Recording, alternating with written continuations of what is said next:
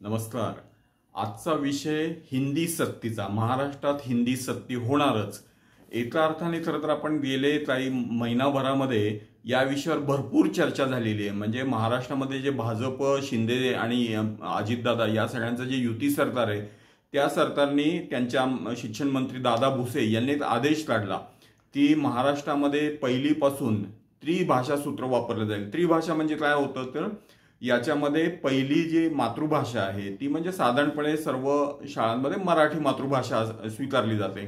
दुसरी भाषा त्याच्यानंतर आपण व्यवहाराची भाषा आपल्या एकूण पुढच्या करिअरच्या दृष्टीने इंग्लिश शिकवली जाते आणि मग तिसरी भाषा पण सुरू करावी जी हिंदी असावी, अशा पद्धतीचा आदेश काढला। त्या सगळ्याला सर्व जणांनी विरोध केला। आम आदमी पार्टीने पण विरोध केला, त्याबरोबर मनसेने विरोध केला, त्याबरोबर अनेक शिक्षण तज्ञांनी याला विरोध केला आणि त्यानंतर दादा भुसे यांनी सांगितलं की या पद्धतीची सक्ती आम्ही करणार नाही आणि पुढे त्याच्यावरती जाऊन शिक्षण तज्ञांनी आणि आम्ही सर्वांनी आक्षेप घेतला। त्यांनी असं स्पष्ट केलं की त्रिभाषा सूत्र पहिलीपासून राबवलं जाणार नाही। परंतु आज चक्क यू टर्न घेतलेला आहे आणि हा यू टर्न घेऊन या युती सरकारने काल रात्री उशिराचा आदेश काढलेला आहे दादा भुसे यांनी।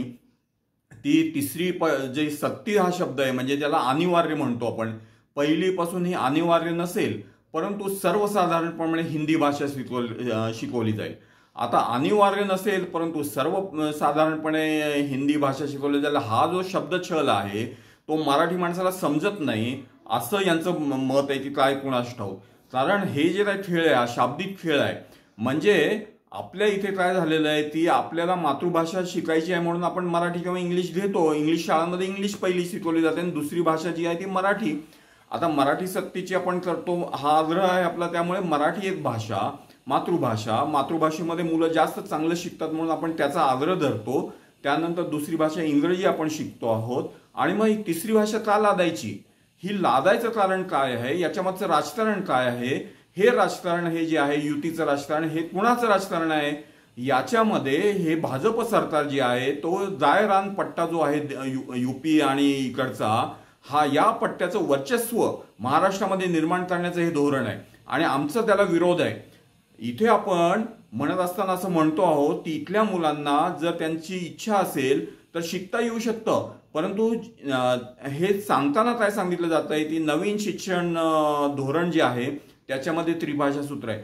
त्यामध्ये स्पष्टपणे असं आहे की पहिलीच्या मुलांना मातृभाषेत शिकवलं जावं, त्यानंतर साधारण तिसरीपर्यंत एका भाषेमधलं जे बोलण्याचं आणि संवादाचं जे प्रावीण्य आहे ते मिळावं, नंतर सहावीमध्ये असताना त्याला 2 भाषांचं प्रावीण्य मिळावं म्हणजे संवादाचं, आणि 9वीमध्ये तिसऱ्या भाषेचं प्रावीण्य मिळावं आणि 10वीमध्ये याला 3 भाषा येत असाव्यात।